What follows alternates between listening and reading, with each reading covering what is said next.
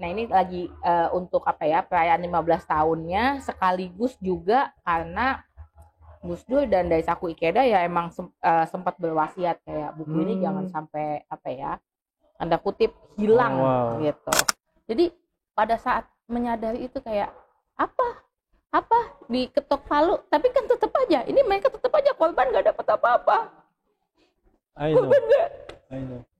Saya punya relationship dengan orang-orang di sekeliling saya yang sebenarnya sangat toksik, tapi saya nggak berani lepas. Tapi di tahun 2024 itu juga titik balik buat saya tuh kayak ya udahlah. Saya ada fase di mana pada saat 2024 kemarin, ada fase selama 1 bulan, saya tuh nggak bisa ngapa-ngapain kecuali nangis.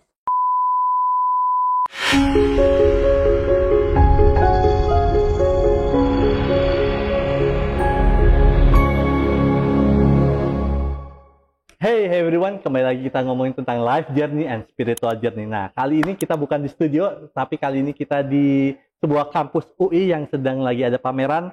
Siapa sih yang membuat pamerannya? Yuk kita sambut, kita ngobrol sama teman perjalanan spiritual kita, Mbak Naya Wulandari Wahid. Ya. Aku kadang-kadang bingung nyebutnya gimana ya sebenarnya panjangnya. Naya Wulandari Wahid, benar? Oke, Mbak. Biasanya aku ngomong bahwa kayak biasa thanks for coming, tapi kali ini kayak aku main di markasnya Mbak, jadi aku nggak ngomong gitu, jadi cuman aku bilang kayak thanks banget untuk atas waktunya untuk mau ngisi podcast ini, Mbak. Ya, terima kasih juga udah main-main ke pameran. Dan I think ini pameran keren banget gitu ya. Sebelum nanti kita akan menanyakan bahwa pameran apa sih ini dan sebagainya. Nah, yang menariknya adalah kampus UI ini adalah kampus yang dimana Mbak sempat berkuliah di sini. Betul. Nah, justru yang saya ingin tanyakan adalah kan banyak di daerah di eranya Mbak banyak banget kampus saat itu, mungkin ada beberapa kampus lain, tapi apa sih yang menurut Mbak yang Mbak akhirnya memilih UI itu sendiri? Karena saya mata kuliah yang saya inginkan yang salah satu yang oke adanya di UI gitu, yaitu sastra Indonesia. Sastra Indonesia, tapi sedikit maju sedikit ya. Ada hubungannya nggak sih dengan kuliah Mbak dengan apa yang Mbak kerjakan saat ini? Maksudnya di dunia seni saat ini? Iya, saya termasuk orang yang beruntung ya, karena apa yang saya pelajarin dulu waktu kuliah, kan awalnya tuh saya sebenarnya pengennya masuk teater gitu. Masuk teater tuh saya waktu itu pengennya masuk ke satu institusi seni gitu ya, pendidikan institusi seni yang spesifik di teater gitu. Terus saya bilang sama ibu saya, tapi memang kan kampus-kampus itu ya namanya seniman ya gitu kan. Orang tuh waktu itu apa ya, konotasinya kadang-kadang suka agak gimana gitu. Seniman tuh hidupnya nggak terjamin, nggak beraturan gitu. Jadi waktu ibu saya nanya, kamu ngapain daftar di situ? Kamu mau jadi apa? Ya jadi pemain teater lah, kan udah jelas ya daftar teater gitu. Right. Terus tapi ibu saya kayak aduh jangan deh gitu. Ya udah, komprominya adalah kemudian di sastra Indonesia, UI. Kebetulan karena saya juga mencintai sastra Indonesia. Jadi sekarang saya full time menjadi aktris, terutama aktris panggung gitu ya. Itu saya benar-benar ngerasa bahwa wah, saya termasuk orang yang beruntung karena kuliah dan pekerjaan itu nyambung gitu. Yang susahnya adalah ketika kuliah dan pekerjaan itu biasanya banyaknya mayoritas beda, tapi kan ini untungnya nyambung. Nah, Mbak, tapi boleh jelasin juga nggak sih, Mbak, pameran apa sih nih di kampus ini sebenarnya? Ya, nah hari ini sebenarnya udah hari terakhir ya, gitu. Dari 10 hari kemarin ke belakang, kami bikin satu pameran yang diambil dari bukunya Gus Dur. Bukunya Gus Dur itu judulnya Dialog Peradaban, yang dikeluarkan di tahun 2010. Jadi buku itu dibuat, ini dialog antara Gus Dur dengan satu tokoh Buddhis Nichiren dari Jepang, namanya Bapak Daisaku Ikeda gitu. Dia juga tokoh perdamaian gitu kan. Nah, kemudian mereka membuat buku yang judulnya Dialog Peradaban itu. Nah, ini lagi untuk perayaan 15 tahunnya sekaligus juga karena Gus Dur dan Daisaku Ikeda ya emang sempat berwasiat kayak buku ini jangan sampai tanda kutip hilang gitu. Nah, sebenarnya ini yang saya tuh selalu sangat percaya pada waktunya Tuhan gitu ya. Right. Waktunya Allah gitu. Semua ada waktunya sendiri gitu. keinginan ibu saya untuk bikin pameran ini itu udah dari beberapa tahun yang lalu. Wow. Tapi nggak pernah kejadian, selalu nggak pernah bisa. Udah apa namanya, udah dirancang matang-matang, tiba-tiba COVID. Udah dirancang matang-matang, tiba-tiba ada apa gitu. Dan kalau mau dibilang buku dialog peradaban ini kan ngomongin soal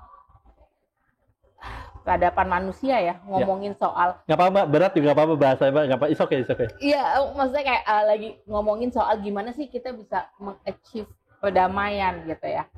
Nah, hari ini, tahun ini, kayaknya nih momentum yang tepat banget karena apa yang terjadi di Indonesia, apa yang terjadi di dunia gitu. Kayak seakan-akan tuh betul-betul nih buku itu kita kayak diingetin lagi kayak, oi, dengan semua kejadian-kejadian apalah kita bilang Indonesia gelap hari ini dan dunia lagi isinya perang semua dan segala macam. Itu kayak ini loh yang sebenarnya kita bisa ngelakuin sesuatu. Buku itu kayak ngingetin lagi. Dan bener-bener kayak buku itu lagi ngomongin masa sekarang. Padahal itu kan dibuatnya 15 tahun lalu. Benar. Gitu. Jadi saya tuh bener-bener kayak, dan segala sesuatunya tuh buat saya bikin pameran ini ya, itu kayak nggak mungkin kalau ini bukan jalannya dari Allah tuh udah nggak mungkin lah gitu. Segala sesuatunya. Tapi ini yang bikin saya ngelihat Mbak tadi ngomong tentang pameran ini, kayak Mbak punya sebuah sisi sentimental atau sebuah sebuah dalam tanda petik emosional yang menarik banget. Apa sih yang bikin Mbak kayak akhirnya juga ngerasain bahwa pameran ini berarti banget buat Mbak itu apa sih? Tadinya itu gini, saya tuh ngejain pameran ini, saya tuh ngerasa kepaksa karena kakak saya yang minta saya ngejain. Terus saya ngerasa kayak, aduh saya juga punya banyak kerjaan loh yang lain gitu. Saya masih ada pertunjukan, masih ada apa gitu. Terus tiba-tiba saya ngerasa kayak disuruh bikin pameran yang saya sendiri nggak tahu ininya apa gitu. Terus harus kerjasama dengan kelompok-kelompok yang saya nggak pernah tahu dan beda banget kan. Ini kan kita bekerja sama dengan Soka Gakkai. Soka Gakkai itu organisasi yang digawangi oleh Daisaku Ikeda yang jadi tandemnya Gus Dur dalam buku ini gitu. Nah, jadi kita kerjasama dengan Soka Gakkai Indonesia. Nah, saya ngerasa saya nggak kenal orang-orang Soka Gakkai, ya, kayak aduh ini pasti bakalan susah banget gitu. Right, benar. Dan beneran susah banget. Saya sempat, ini pameran gede banget, karena ini di 3 tempat. Yang pertama itu di Istiqlal. Ya, waktu itu kita pernah DM-an ya, ngomongin di Istiqlal. Seminggu pertama di Istiqlal, 10 hari kemudian ada di UI, dan nanti kemudian lusa dilanjut di Kemayoran di kantornya Soka Gakkai gitu ya. Saya ngerasa ini gede banget, pasti butuh biaya besar. Dari mana saya bisa cari itu semua gitu. Right. Terus saya lagi nangis-nangis kayak, ini gimana bikin acara sebesar ini, saya nggak tahu caranya gitu kan. Saya nggak tahu biayanya mau dapet dari mana gitu. Terus suami saya tuh ngomong gini, kamu tuh ngelakuin ini tuh buat apa? Ngapain kamu mau ngelakuin ini? Ya kan ini wasiatnya Bapak, ini kan karena ini penting, ini tuh warisannya Bapak yang penting gitu. Ya susah ya kalau warisannya buku bukan duit. Nah, iya sih memang. Terus ya ini kan warisannya Bapak gitu. Apa yang selama ini diperjuangkan sama Bapak gitu. Saya bilang. Terus suami saya ngomong gini, ya udah nggak usah takut, jalanin aja. Nanti pasti ada. Nanti akan ada jalannya. Nanti bapakmu yang akan bukain jalannya. Dan itu yang beneran kejadian kayak gitu. Wow. Kayak saya ngerasa bahwa kayak that's why kenapa Tuhan memberikan hal ini ke Mbak Inaya, karena buat saya ngelihat bahwa kayak Tuhan tahu yang mungkin value-nya almarhum Gus Dur sama Mbak itu kurang lebih mirip, makanya diberikan mungkin saya bilang bahwa tongkat, dalam tanda petik tongkat untuk Mbak Naya mengerjakan pameran ini. Kalau saya ngerasa kayak gitu ya. Aduh. Saya ngerasa seperti itu karena buat saya kayak gini. Kalau mau ngomongin logika dan boleh sedikit kritis, kenapa nggak kakak Mbak Naya yang lain?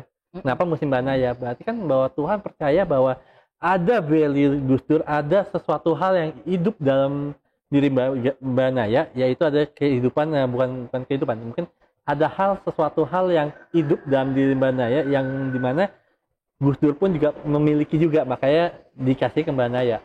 Kalau saya ngerasa seperti itu sih sebenarnya. Mungkin ya, mungkin. Saya nggak berani, karena kan saya nggak berani apa ya istilahnya mengaku demikian, karena itu kan sebenarnya juga sesuatu yang berat gitu. Betul. Apa yang dibawa Gus Dur itu kan bukan sesuatu yang enteng ya. Gitu. Yang istilahnya nggak enaknya jadi anaknya Gus Dur itu. Dulu ada sahabat saya yang suka ngomong gini, kalau saya lagi curhat, aduh gini, dia tuh suka ngomong gini, lu jadi anaknya Gus Dur kok minta hidup enak, ya nggak bisa lah gitu. Wow. Kayak karena memang apa ya, kayak label bahkan jadi anak presiden gitu. Ya presiden kan bisa banyak ya, gitu. Right. Tapi dapetnya Gus Dur yang artinya notabene bentuknya berbeda. Gitu. Ya, yeah. I know. Perjuangannya bukan untuk kekuasaan misalnya kayak gitu. Jadi ya hal-hal kayak gitu kan sebenarnya berat. Seringkali ketika kita udah berjuang, orang suka bilang, lu cuman mau nyari kekuasaan aja, lu cuman mau dompleng aja, lu cuman mau apa, lu cuman jualan nama bapak lu aja atau apa segala macem gitu. Tapi ya udah, namanya ini value yang kita percaya, jadi ya jalan aja. I know. Tapi tadi sempat ngomong bahwa perjuangannya Mbak ataupun your mom gitu Mbak ya, untuk membuat pameran ini kan udah dari bertahun-tahun yang lalu, tapi akhir baru tahun ini kejadiannya. Boleh cerita sedikit nggak sih Mbak, lowest point-nya atau titik terendahnya Mbak jalanin pameran itu seperti apa sih Mbak? Titik terendahnya, prosesnya seperti apa? Sisi yang benar-benar berat banget. Sisi yang benar-benar berat banget buat saya ketika misalnya gini, ini kan bukan sesuatu yang bisa kita jalanin sendiri ya gitu. Yeah. Kayak ya itu tadi gitu, masalahnya keluarga kami juga nggak diberikan, misalnya gini, kami bukan keluarga yang punya banyak uang sehingga bisa ya udahlah nggak ada bantuan orang lain, gue bikin sendiri juga bisa gitu ya. Sayangnya kan nggak begitu gitu. Nah jadi kami butuh bantuan orang lain, dan yang lowest point itu adalah ketika banyak pihak yang nggak menganggap ini sebagai sesuatu yang penting gitu. Kayak udahlah ini kan udah lewat, ini bukunya juga udah buku yang udah lewat gitu, sehingga kemudian mereka nggak mau bantu. Ada titik di mana saya ngerasa kayak orang-orang nggak ada yang mau bantu, ini apa emang nggak penting ya gitu. Tapi saya paham bahwa ini penting gitu, ini sesuatu yang penting gitu. Hari ini tuh apa yang ada di dalam buku itu benar-benar lagi ngomongin hari ini, ngomongin dunia hari ini gitu. Kita tuh harusnya gimana sih sebagai manusia? Yang namanya relationship antar person, right. Benar. Antara society, negara ke rakyatnya, negara dengan negara, itu harusnya gimana? Itu ada di buku itu. Jadi ya udah, even on the lowest point, saya masih punya tim yang benar-benar percaya deh gitu, benar-benar percaya bahwa ini penting gitu. Jadi ya udah jalan aja, mau nggak ada titik di mana saya sampai ngomong ini, ya udahlah kalau kita nggak bisa bayar apa segala macam, siap-siap aja kita kerja rodi di penjara deh, nggak punya duit. Serius sampai berpikir seperti itu? Nggak sampai, ya, tapi maksudnya ya nggak sampai yang benar-benar kita tapi ada pemikiran hal itu. Iya, karena kayak sebulan lebih dengan seminarnya aja ada belasan seminar gitu. Jadi kayak ini gimana biayainnya gitu. Kayak ruangan ini tuh isinya kan kapasitasnya 400. Yeah. Gimana caranya ngumpulin kapasitas 400 tiap seminar? Itu kan nggak mudah, gitu. Itu butuh biaya banyak, gitu. Jadi saya nggak tahu nih gimana cara biaya ini, cara ngaturnya semua. Tapi saya nggak tahu lah. Saya ada di titik kadang-kadang saya nggak paham di titik dimana kayak udahlah besok apa yang terjadilah, nggak ada orang deh, tiba-tiba full ruangan. Saya udah nggak. Jadi ketika kita benar-benar berserah diri sama Tuhan gitu, justru tangannya Tuhan itu sendiri yang bergerak gitu. Tapi ketika kita ngerasa kayak no, kayak gua harus ngelakuin ini, gua harus ini, jadi kayak seakan kayak kita kayak aku mesti ngelakuin ini, aku jadi kayak udah mulai banyak akunya nih, udah banyak egonya nih. Justru Tuhan bilang, wait, lah tugasnya gua apa dalam tanda petik gitu. Karena Tuhan bilang tugasnya saya apa nih? Kok malah fungsinya saya malah kamu yang megang, bukan saya yang ini gitu. Dan itu menurut saya omongan Mbak Naya tadi bahwa keren banget, bahwa ketika Mbak Inaya benar-benar berserah diri, justru Tuhan malah benar-benar ngebantu Mbak gitu ya. Dan seringkali kita tuh ngerasa kayak gini loh, kita memaksa, dan memaksa itu kan dalam perspektif kita maunya begini loh, ini kan harusnya begini, ini harusnya misalnya gini, ini harusnya didanai sekian sehingga saya bisa bikin apa gitu, bikinnya begini gitu. Harus begini, karena kalau enggak itu enggak sukses, itu enggak benar, itu enggak bakal oke. Tapi itu kan sebenarnya limitasi, karena itu otak kita, itu keinginan kita, itu ego kita gitu. Dan once kita ngelepasin itu semua, kita ngelepasin bahwa harus begini, harus begitu, the magic unfold kalau menurut saya gitu. Benar. Ya Tuhan akan menunjukkan.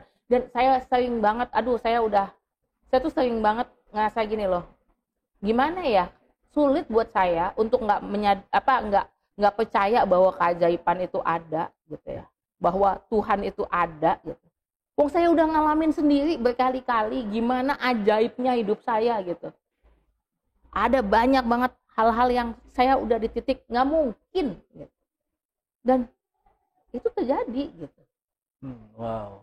Jadi, dan once saya benar-benar berserah, saya benar-benar bilang, ya udahlah, apa yang Tuhan kasih, Tuhan mau saya ngapain, ya udah saya lakuin. Dan cara berpikir itu juga almarhum Gus Dur yang kalau saya lihat cara berpikir itu juga dipakai sama cara Gus Dur juga, right? Ya, saya belajar dari Gus Dur tentunya. Itu keren banget Mbak. Tapi izinkan saya hari ini untuk mengenal Mbak lebih baik lagi. Boleh. Childhood Mbak itu seperti apa ya masa kecil Mbak? Childhood saya paradoks kalau buat saya gitu ya. Pada banyak konteks saya itu saya nggak menyadari bahwa saya sebenarnya memiliki banyak trauma pada saat kecil. Dan ini saya menyadari bahwa ada banyak manusia, terutama manusia Indonesia, teman-teman sekeliling saya, itu banyak menyadari bahwa enggak, saya hidup enggak ada traumanya. Gitu. Tapi sebenarnya ada. Gitu kan. Entah karena society menganggap hal-hal itu pada saat saya kecil ya, kayak kita nggak kenal nih bahasa yang hari ini tuh, kayak bahasa ini toxic relationship atau ini adalah fatherless atau apa, kan nggak ada, nggak, itu bahasa itu nggak ada. Dan hal-hal kayak gitu itu dianggap sangat normal. Gitu. Jadi pada saat kita gede, kalau kita kemudian mempermasalahkan, apa sih? Itu mah bukan masalah gitu. Lunya aja yang terlalu dramatik gitu. Lunya aja yang berlebihan gitu.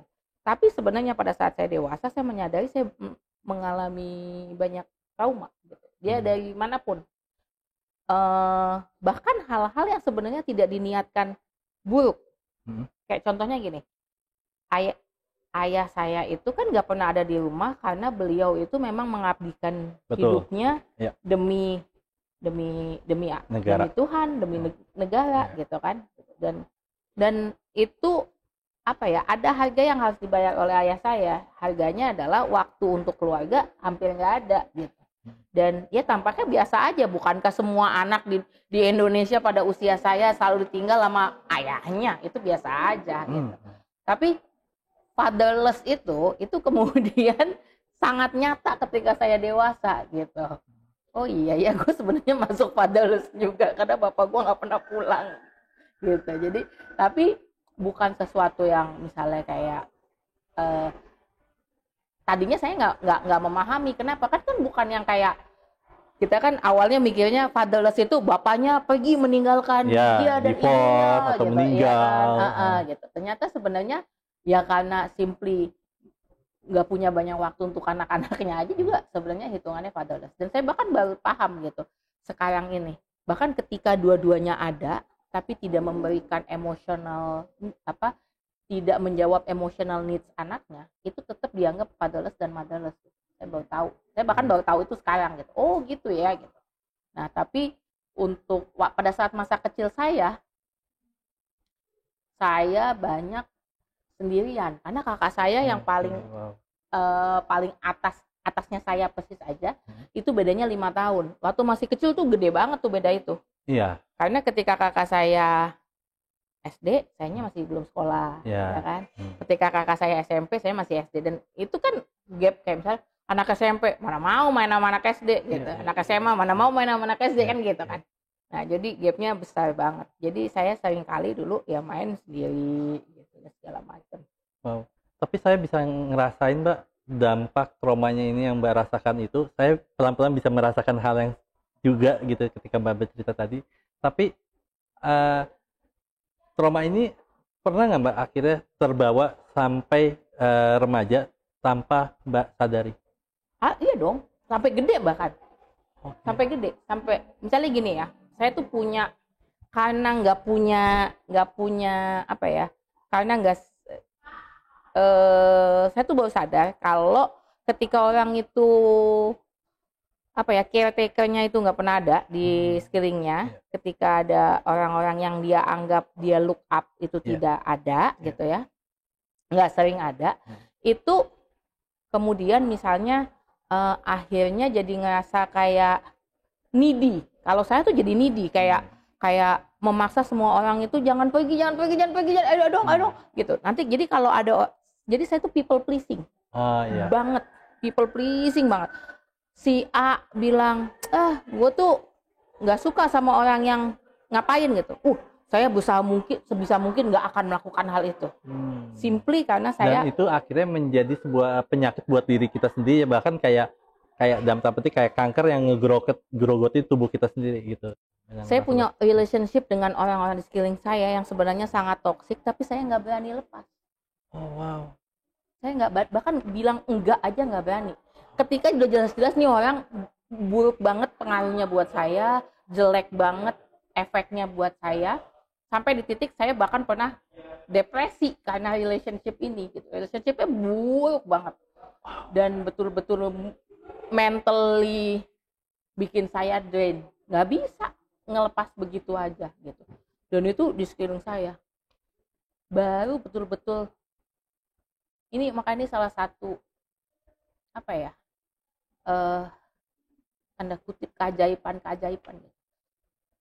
Baru tahun lalu saya betul-betul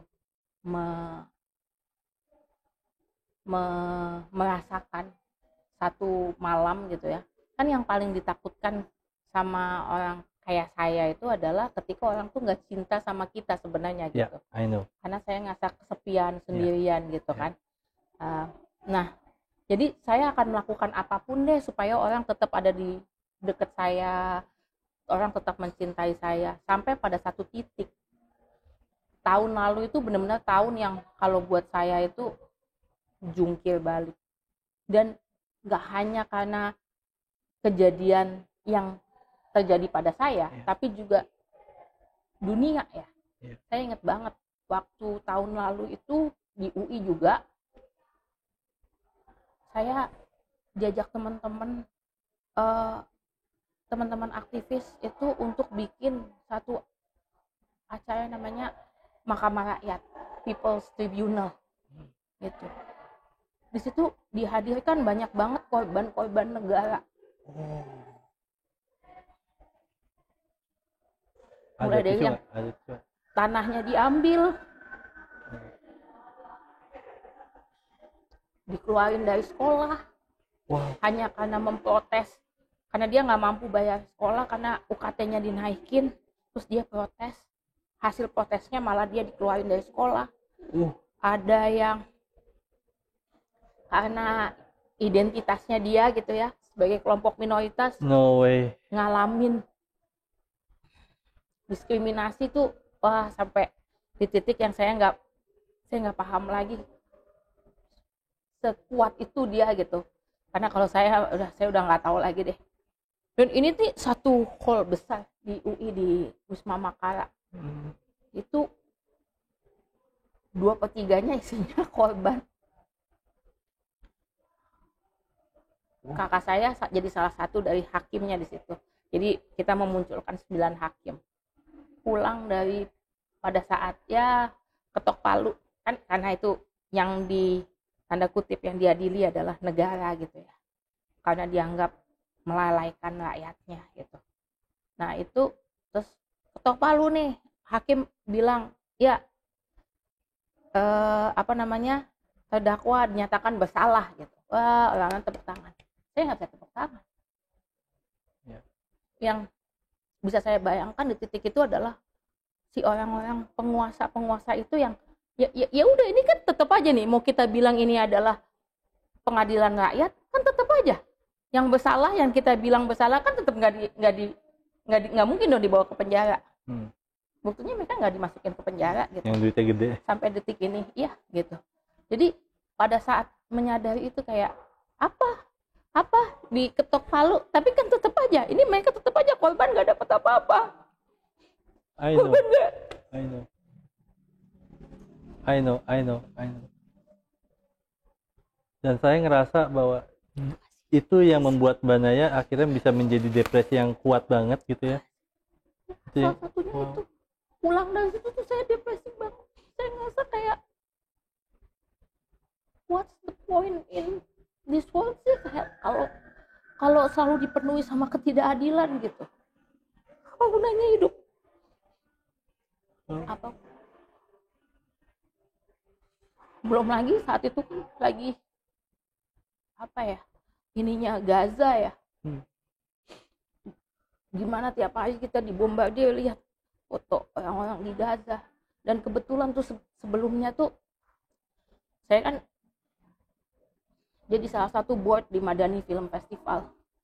Dan tahun itu kami tuh pada saat beneran hari penyerangannya Israel ke Gaza itu, saya itu lagi di atas panggung dengan seorang sutradara dari Palestina. Dan pada saat itu kita kan kaget dan panik ya. Yeah. Si sutradara itu bilang, udah tenang, biasa ini mah biasa.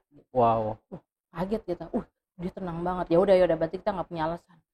Besok paginya si sutradara itu bilang, ayah saya kena. Ayah saya dan sepupu saya kena. Itu saya kita langsung, wah, merinding. Merinding saya. Wow. Dan hari itu kan hari mulai di mana neraka buat mereka sampai detik ini. Yeah. Jadi hal-hal kayak gitu yang bikin kayaknya sulit banget ya hidup.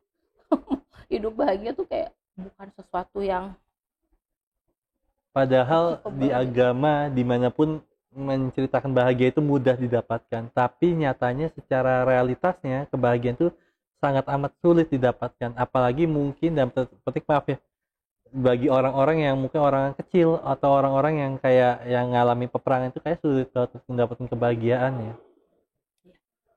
Wow. Dan tapi ya itu titik, tapi di tahun 2024 itu juga titik balik buat saya tuh kayak ya udahlah. Saya ada fase di mana pada saat 2024 kemarin, ada fase selama 1 bulan saya tuh nggak bisa ngapa-ngapain kecuali nangis. Wow. Nggak, jadi saya masih bekerja seperti biasa gitu ya, misalnya kayak gini nih podcast gitu. Udah gitu selesai, oh ya udah ya gitu, cut gitu. Tutup pintu, ya. Gas mobil, nangis. Tapi nanti misalnya gini, udah nyampe misalnya saya ngisi seminar gitu. Nyampe tempat seminar, masuk, oke, kita mulai gitu. Habis itu begitu selesai, keluar dari ruangan, masuk mobil, nangis lagi. Gitu terus. Dan kayak nggak ada jeda. Dan saya juga nggak tahu apa yang ditangisin, nggak tahu. Kayak terlalu banyak hal-hal buruk mungkin. Tapi ya udah, at that point yang bisa saya lakukan cuman ya udahlah, berserah aja sama Allah. Ya udah, cuman itu doang. Wiritan malam sampai nangis sampai kadang-kadang ya udah sampai subuh habis tahajud gitu misalnya, udah wiritan sambil nangis sampai subuh sholat baru bisa tidur kayak gitu. Terkadang ketika Mbak tadi cerita bahwa nangis tanpa alasan dan sebagainya, justru yang saya ingin tahu, karena kan itu nggak cuma sekali 2 kali ya, kayak bahkan kalau saya dengar di cerita Mbak itu kayak setiap hari ya ngalamin nangis itu Iya, terus. Nah, iya. itu apa yang terjadi dengan mentalnya Mbak, dengan setiap hari nangis terus tanpa mungkin tahu alasan yang jelas kenapa nangis itu terjadi dalam diri Mbak? Iya. Secara mental seperti apa sih Mbak? Ya kelelahan dan benar-benar kayak hidup tuh beneran nggak ada bagus-bagusnya gitu, nggak ada baik-baiknya, benar-benar nggak ada gitu. Dan saya ngerasa kayak saya jauh dari teman-teman saya jauh dari orang-orang di sekeliling saya gitu. Dan saya bahkan bisa memahami ketika orang memutuskan untuk nggak meneruskan hidup gitu misalnya. Saya bisa memahami apa yang ada di dalam kepala mereka sampai memutuskan hal tersebut gitu. Tapi ya sampai satu malam saya ingat banget habis tahajud saya nangis terus. Habis itu saya tiba-tiba saya ngomong gini, kamu kenapa? Kamu ngerasa, ya nggak tahu, saya ngerasa kayak nggak ngerasa ada cinta di sekeliling saya dan segala macam. Saya ngerasa ditinggalkan oleh banyak orang dan segala macam. Terus tiba-tiba saya ngomong sama diri saya sendiri, ya udah nggak apa-apa, kan bukan tugas orang lain untuk mencintai kamu. Wow, right, benar banget. Orang nggak punya kewajiban loh Nay untuk mencintai kamu. Yeah. Yang punya kewajiban itu cuma kamu aja. Dan detik itu juga saya ngerasa kayak tempeleng gitu, kayak melek gitu. Terus besoknya saya itu ikut satu terapi di mana psikoterapi. Bukan, terapinya tuh terapi apa ya sebutannya itu, tapas acupressure teknik gitu. Dulu yang bawa yang ngajarin saya pertama kali itu Mas Reza Gunawan ya, yang suaminya yang Mbak udah Dewi almarhum Lestari. ya. Iya. Nah itu habis di meditasi terakhir itu, terus saya ditanya sama teman saya begitu udah buka mata, apa yang tadi dialamin gitu. Terus saya bilang nggak tahu, saya ngalamin saya dipeluk orang gitu, tapi dipeluk sendiri. Terus saya ngomong gini, iya nggak apa-apa ditinggal sama orang lain atau orang lain nggak ada di sekeliling kamu, itu bukan berarti mereka nggak cinta loh. Tapi kalaupun mereka pergi karena mereka nggak cinta sama kamu juga nggak apa-apa. Itu bukan kewajiban mereka. Hanya kamu yang wajib mencintai diri kamu sendiri. It's okay. And it's okay to be alone. Yeah. Wah, itu sejak detik itu berubah banget hidup. Berubah banget. Saya sekarang bisa bilang ketika ada orang hal-hal yang toksik itu bisa saya, udah ya ini nggak bisa diterusin. Saya jadi punya keberanian, saya punya udah berubah banget. Tapi ya titik penyerahan itu saya rasa. Wow, pelukan tuh kayak saya bisa ngerasain kayak artinya besar banget buat Mbak Naya. Nah, pelukan apa sih Mbak yang Mbak masih ingat dan Mbak masih rasakan, bahkan di secara fisik itu pelukan apa sih Mbak yang benar-benar masih kuat banget yang Mbak masih rasakan saat ini? Pelukan itu pelukan dari saya sendiri untuk saya sendiri. Tapi sebelumnya pernahkah ada orang yang memeluk serat itu Mbak?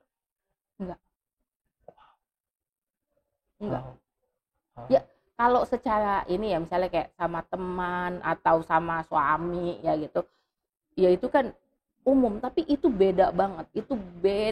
Itu kayak pelukan di mana apa ya, kayak saya bisa pulang, benar-benar pulang gitu, kayak oh ya ini rumah. Saya nggak akan takut kehilangan atau apapun, dan kayak ya udah. Wow. Jadi apa ya, saya ngerasa kayak mau rumah kita besar, mau apapun yang kita punya gitu ya, tapi kalau kita nggak punya rumah yang di dalam diri kita, itu beberapa tetap aja ngerasa kekosongan ya Mbak ya. Dan di situ saya bisa merasakan apa yang Mbak rasakan saat ini Mbak cerita sih sebenarnya. Wow, itu keren banget. Mbak, mungkin sebelum ngomongin tentang Gus Dur, aku mau tahu lebih dalam lagi. Kan Mbak sempat ngomong ada banyak trauma gitu ya. Tapi trauma apa sih yang terbesar dalam hidup Mbak sehingga kayak mungkin trauma-trauma remaja, trauma-trauma sekecil yang benar-benar mungkin yang benar-benar masih membekas banget. Bahkan mungkin saat ini Mbak sedang lagi memproses trauma itu mungkin menjadi lebih hilang atau lebih ringan. Ada satu trauma nggak satu sih, ada trauma besar dan satu isu gitu ya yang saya alami. Saya nggak pernah bicara sebelumnya dan saya nggak tahu apakah saya akan mau bicara itu, tapi traumanya besar sekali. Nanti kalau Mbak nggak yakin atau gimana bisa di-cut ataupun bisa di-beep sih Mbak, aman. Kata kuncinya itu, ini adalah trauma yang saya hari ini sangat yakin mungkin semua wanita di Indonesia pernah mengalami gitu ya. Ya sesimpel-simpelnya saya selalu percaya bahwa perempuan di catcalling gitu ya, itu adalah bentuk paling rendah, simpelnya, paling rendahnya. Tapi ini lebih dari itu. Jadi, dan saya sangat yakin saya nggak sendiri, ada banyak sekali perempuan mengalami hal itu, mau itu disadari atau nggak disadari. Karena ada beberapa teman saya yang bahkan nggak menyadari gitu, itu terjadi pada mereka. Baru ketika mereka udah gede, saya ngerasa, oh saya pernah digituin, oh ternyata itu adalah kekerasan ya. Gitu. Jadi mereka nggak pernah menyadari itu. Nah, saya mengalami itu beberapa kali dan itu dampaknya besar banget sampai detik ini masih membekas, bahkan mungkin menjadi sebuah kepribadian baru juga dari dampak dari trauma itu juga. Iya, ya apa ya? Saya pernah satu ketika kan saya represi ya. Si bayangan trauma itu apa sih sebutannya apa? Adegan trauma itu kan saya represi. Saya nggak, siapa yang mau ingat? Nggak ada yang mau ingat kan gitu. Momen tidak menyenangkan itu, momen buruk itu kan nggak mau, jadi saya represi lah. Sampai suatu ketika, saya ingat banget tahun berapa ya, kita ada satu sesi dan ini sesinya publik gitu. Kita menghadirkan seorang psikolog. Sebenarnya sesinya itu nggak ada hubungannya dengan hal itu. Ternyata itu memicu trauma saya. Saya histeris di situ. Tapi saya nggak bisa mengendalikan diri saya gitu. Saya benar-benar histeris gitu. Tanpa saya bisa ini. Wah, di situ tuh saya baru sadar. Ada problem besar nih. Saya nggak bisa lagi cuman. Tapi sampai di titik di mana saya akhirnya mau mengambil tindakan gitu untuk memulihkan diri saya. Notabene itu ke psikolog dan ke psikiater itu butuh rentang waktu yang sangat besar, panjang gitu. Tapi ketika akhirnya saya menyadari bahwa wah ini ada sesuatu yang salah dan saya kemudian bilang saya pengen sembuh, saya nggak tahu jalannya gimana, saya pengen sembuh. Ada momen-momen di mana saya nggak tahu caranya sembuh gitu ya. Saya tuh selalu kadang-kadang saya suka ngomong sama Tuhan tuh ya benar-benar simply pakai bahasa Indonesia. Saya kan kalau diajarin sama pemuka agama itu kan selalu bilangnya ya kalau mau doa pakai bahasa Arab gitu-gitu. Tapi selalu ada momen-momen di mana saya ngerasa ya pakai bahasa saya aja. Dan benar-benar ya kayak nangis di pelukan Tuhan gitu, benar-benar yang menyandarkan diri, orang nggak ada lagi jalan kemana-mana gitu. Dan biasanya saya akan ngomong dengan bahasa saya gitu, karena kayak bahasa doa itu kan puitis banget ya. Saya ngerasa kadang-kadang itu nggak relate karena puitis banget gitu. Jadi saya benar-benar ya udah nangisnya pakai bahasa Indonesia kayak benar-benar ya Allah, saya tuh udah nggak tahu lagi. Saya berharap saya bisa sembuh gitu. Tapi saya nggak tahu caranya gimana. Cuma Allah yang bisa nyembuhin saya. Jadi saya benar-benar kalau emang harus sembuhin, kasih saya jalannya gitu. Dan selalu aja ada, setelah itu selalu ada aja jalan kebuka, jalan-jalan yang aduh kayaknya istilahnya tuh di ujung dunia mana gitu, di tempat yang nyelempit gitu, tiba-tiba kebuka jalannya. Jadi saya tuh benar-benar aduh susah deh kalau bilang hidup itu tidak penuh dengan keajaiban, tuh saya nggak percaya. Saya setuju banget. Wow, iya ya, maksudnya tapi gini, mungkin singkat aja saya ngomong bahwa kayak ketika kita berbicara sama Tuhan dengan bahasa kita, justru malah dia yang mengabulkan dibandingkan dalam tanda petik pakai bahasa whatever ya, mungkin bahasa Arab lah, bahasa apa, dan saya puitis, dan belum tentu Tuhan suka. Dalam arti kalau kita terhadap dia, karena menurut saya Tuhan Tuhan ciptanya itu dia itu suka dengan otentikitasnya itu sendiri. Nah, Mbak, mungkin saya penasaran banget ngomongin tentang otentikitas juga. Awalnya Mbak itu mencintai seni itu gimana ya? Awalnya masuk ke dunia seni ya? Oh, dari kecil. Saya dulu punya sahabat dari SMA yang juga hobi nonton teater. Kita berdua sering banget nonton teater bareng. Itu kan, aduh, apalagi anak SMA, nonton teater itu bukan sesuatu yang keren, ya kan? Waktu zaman saya yang keren itu adalah nongkrong di mall atau apa gitu, ya kan? Nonton teater mah apa itu untuk nerd gitu. Tapi saya emang dari dulu pengen suka banget gitu. Saya dulu suka banget bikin cerita, nulis cerita. Saya inget banget dulu kan ibu saya di rumah sakit itu setelah kecelakaan itu kan 1 tahun di rumah sakit itu, hampir 1 tahun.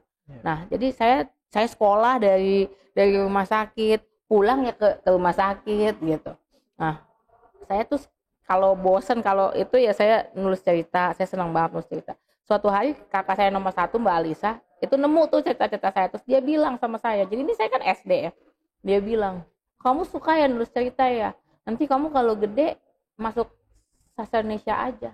Jadi saya tuh sastra Indonesia itu sudah dari kecil, keputusan saya dari kecil. Ketika kakak saya ngomong gitu, oh ya udah saya mau masuk sastra Indonesia gitu. Itu yang saya lakukan gitu. Tapi kan begitu kita gede ya, otentisitas itu bukan sesuatu yang mudah. Setuju, benar. Dunia ini nggak menginginkan kamu untuk otentik. Ya, dunia ini pengennya keseragaman. Ya, iya, gitu. Dengan apa yang dijual sama mereka. Dunia yang berbasis kapitalisme ini, mereka jual ketakutan, jual mimpi-mimpi yang dia harus seragam, karena kalau nggak seragam nggak bisa dijual secara masif. Gitu. Mass production itu nggak bisa kalau custom, nggak bisa. Dia harus dibuat seragam. Jadi being authentic itu sulitnya setengah mati gitu. Dan butuh waktu yang lama banget buat saya untuk bisa, kayak tadi saya bilang kan saya people pleasing dan segala macam. Saya bahkan nggak tahu saya ini siapa gitu. Jadi itu butuh waktu saya lama banget untuk bahkan bisa bilang ini yang saya mau, ini yang ingin saya lakukan. Gitu. Saya akan menjadi ini, menjadi saya. Gitu. Dan nggak kemudian nggak kemudian jatuh pada apa yang diinginkan oleh orang banyak. Gitu. Jadi itu berat banget. Ibaratnya tuh dunia tuh pengennya dia menjual kata-kata be yourself, but not that self, the other self. Gitu. Ya. Gitu. Wow. Makanya that's why akhirnya aku baru mengerti kenapa Mbak Inaya itu selalu membuat 2 konsep seni tentang kemanusiaan dan keadilan. Itu kayaknya dari sebuah pemikiran Mbak Inaya bahwa kayak otentikitas itu sendiri ya, atau gimana? Ya mungkin bisa jadi. Saya nggak pernah kepikiran gitu, tapi that's a good thought sih menurut saya. Ya pada akhirnya kan kalau seni yang saya bawa kemudian selalu bau-bau pembelaan gitu misalnya, ya nggak tahu, nggak bisa dilepasin. Itu terjadi secara organik gitu. Karena menurut saya seni itu kan juga platform kita menyampaikan message ya. Gitu. Jadi saya sangat merasa bahwa message yang ingin saya sampaikan adalah, dan itu penting buat saya, itu adalah bagaimana ya itu tadi gitu, kita bisa let people be themselves gitu misalnya. Wow. Mbak, mungkin aku langsung aja mau nanya tentang almarhum Gus Dur, your dad gitu ya. Kita tahu bahwa Gus Dur itu pernah, sorry ini kalau bahasa aku salah, tolong koreksi aja ya. Pernah membuat sebuah kayak mungkin golongan-golongan tertentu ataupun apa ya namanya, komunitas tertentu yang tadinya nggak boleh, akhirnya dibebaskan untuk menjadi boleh. Nah, sebenarnya itu kan banyak, ada beberapa apa ya, komunitas ya, apa aja sih namanya, gue lupa aja. Yang mencabut larangan Soekarno, yang Freemason, Rusia nggak boleh kan, dicabut sama Gus Dur larangan itu. Sampai akhirnya mereka kembali aktif lagi di Indonesia tuh. Nah, pertanyaannya adalah, Mbak sendiri pernah nggak sih ketemu komunitas tersebut atau golongan tersebut? Pernah nggak sih ketemu? Enggak, tapi Nggak pernah. Kurator pameran ini itu dia pernah apa namanya, jadi salah satu kurator di pameran tentang Freemason Indonesia. Oh wow, keren gitu. Banget. Dia cerita banyak gitu. Sayangnya saya waktu itu nggak sempet, padahal saya pengen banget datang gitu, pengen lihat gitu jejaknya, karena jejaknya sebenarnya banyak gitu. Itu menarik. Buat banyak orang itu persoalan kayak mereka kan mengancam apa segala, tapi itu kan hak manusia gitu. Betul. Jadi kita punya panduan, punya hukum. Sebenarnya as long as hukum itu kita pegang secara betul-betul gitu ya, sebenarnya nggak ada masalah dengan identitas gitu. Apapun itu. Dan itu yang diyakini oleh Gus Dur. Manusia memang lahir dengan haknya gitu, hak universal gitu. Termasuk ya itu hak berserikat dan segala macam itu kan. Nah, kita tahu Gus Dur itu bukan sekedar presiden aja, tapi ada seseorang yang mungkin gini, Gus Dur adalah ulama besar. Nah, yang dimana saya melihat bahwa dia punya pemahaman tentang sufi sendiri atau tasawuf itu tinggi banget, ilmunya hebat banget. Nah, tapi Mbak sendiri familiar dengan sufi itu sendiri nggak sih? Sebenarnya dari Gus Dur itu sendiri, mungkin pernah ngobrol, pernah apa kayak gitu? Enggak, kalau dari Gus Dur sendiri secara langsung enggak. Tapi saya baru belajar itu bahwa itu adalah bagian dari apa ya? Sufism itu ketika Gus Dur udah nggak ada, terus saya dengar dari cerita orang begini begitu, Gus Dur apa namanya, misalnya dekat dengan kelompok tarekat ini dengan apa segala macam, saya baru sadar dan itu sebabnya kenapa dulu selalu ngomong begini begitu gitu misalnya. Begitu ya gitu.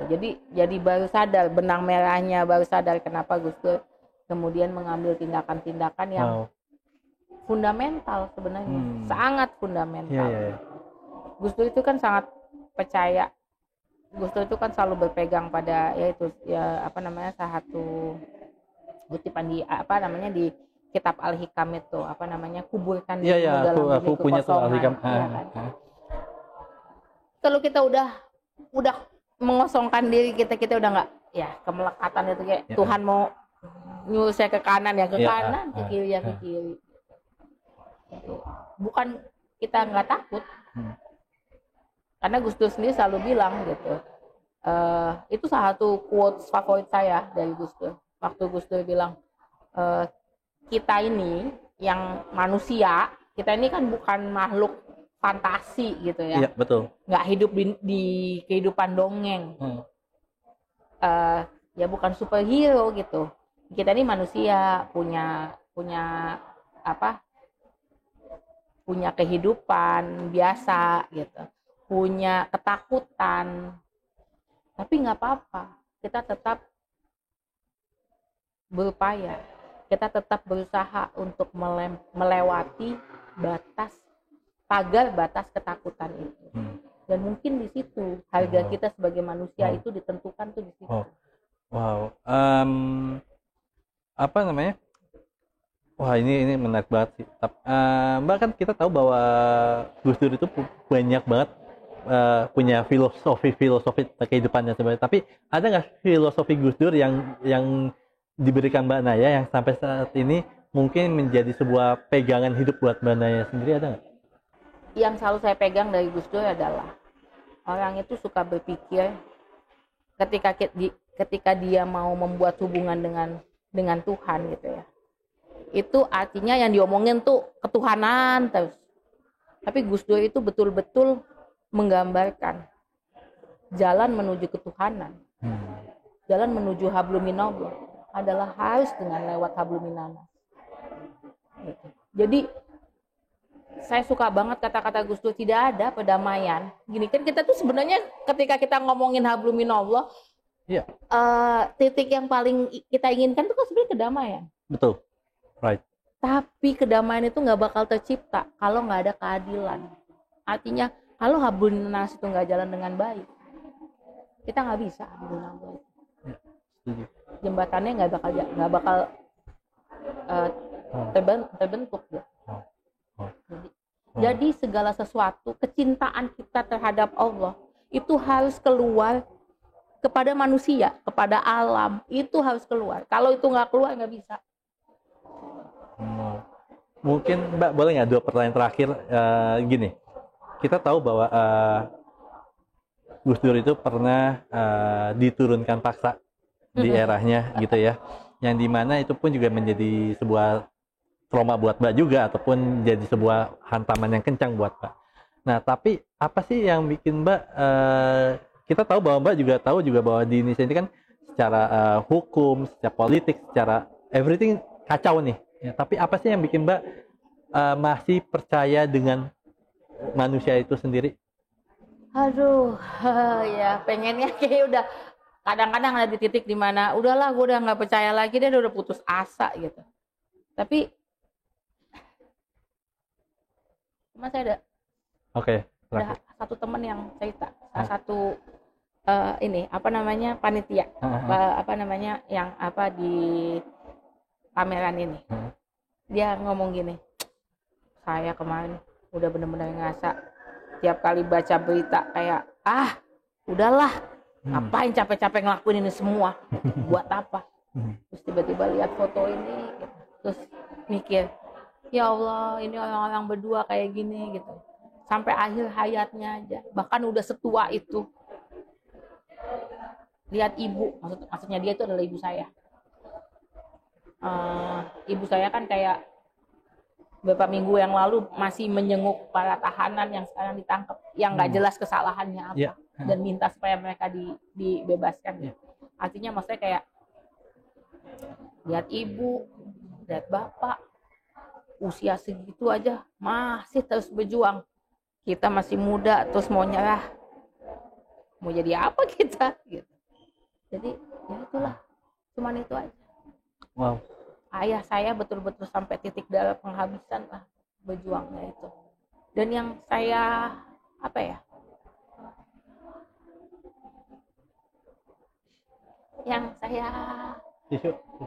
ada tenang aja.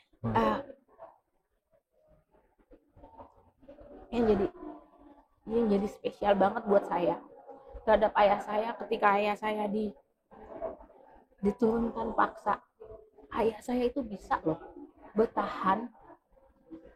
Ayah saya sudah salah kalau hanya untuk mempertahankan kekuasaan. Ayah saya saat itu bisa banget untuk bertahan, tapi dia kan pengen benar-benar hukum itu harus ditegakkan gitu. Jadi dia mundur. Dan yang lebih penting itu cara dia mundur itu dengan cara menegakkan hukum. Jadi dia bilang gini, orang tuh nggak bisa diusir dari rumahnya. Yang bisa ngusir itu hanya orang yang punya rumah. Tahu nggak apa yang dilakukan bapak saya pada saat tanda kutip diusir dari istana itu. Jadi yang dilakukan Bapak adalah dia minta ajudannya untuk menghubungi Lurah Gambir. Kenapa Lurah Gambir? Karena istana itu adanya di bawah Kelurahan Gambir. Oh, oke. Ya kan?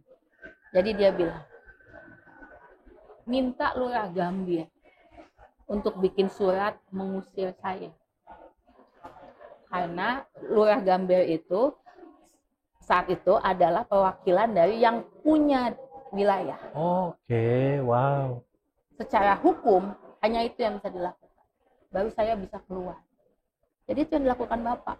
Jadi ajudannya Bapak, bayangin ajudannya Bapak datang ke Pak Lurah. Ya Pak Lurah apa nggak dengkulnya lemes?